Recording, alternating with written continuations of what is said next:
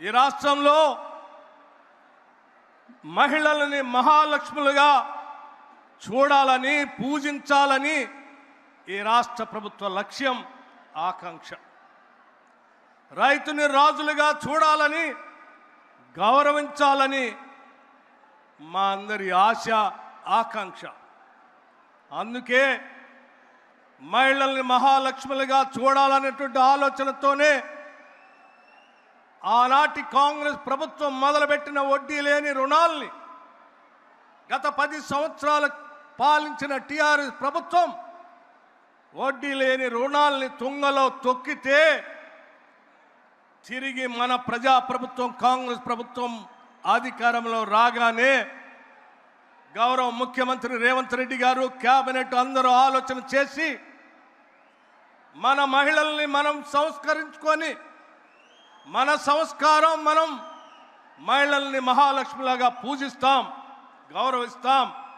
అటువంటి మహిళల్ని ఆర్థికంగా ఎదగటం కోసం ఎన్ని ఇబ్బందులున్నా తిరిగి వడ్డీ లేని రుణాల్ని ఆ పథకాన్ని రాష్ట్రంలో మొదలు పెట్టాల్సిందే అని చెప్పటమే కాకుండా సంవత్సరానికి 20,000 కోట్ల రూపాయలు, సంవత్సరానికి 20,000 కోట్ల రూపాయల లెక్క 5 సంవత్సరాలకి 1,00,000 కోట్ల రూపాయలు మహిళలకి బ్యాంకుల ద్వారా లింకేజ్ చేసి రుణాలు ఇప్పించే కార్యక్రమం చేపడతామని చాలా స్పష్టంగా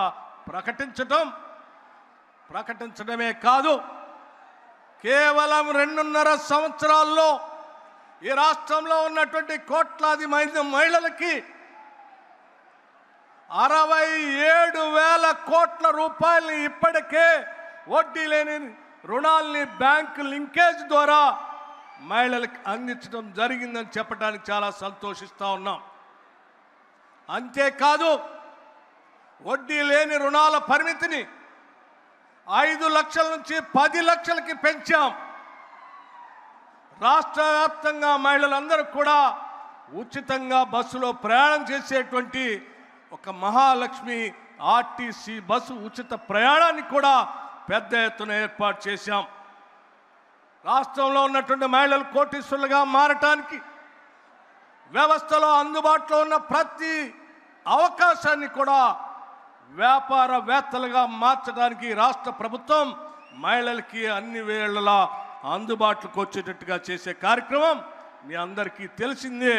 అందులో భాగంగా పవర్ ప్రాజెక్ట్స్ కావచ్చు, పెట్రోల్ పంప్స్ కావచ్చు, క్యాంటీన్స్ కావచ్చు, ఆర్టీసీ బస్సులు కొనుగోలు విషయం కావచ్చు, ఇవన్నీ కూడా రాష్ట్ర వ్యాప్తంగా ఉన్నటువంటి మహిళల అభివృద్ధి కోసం, ఆర్థికంగా ఎదగటం కోసం ఈ రాష్ట్ర ప్రభుత్వం మహిళలను మహాలక్ష్ములుగా చూడాలని ఆకాంక్షతో చేస్తున్నటువంటి కార్యక్రమం.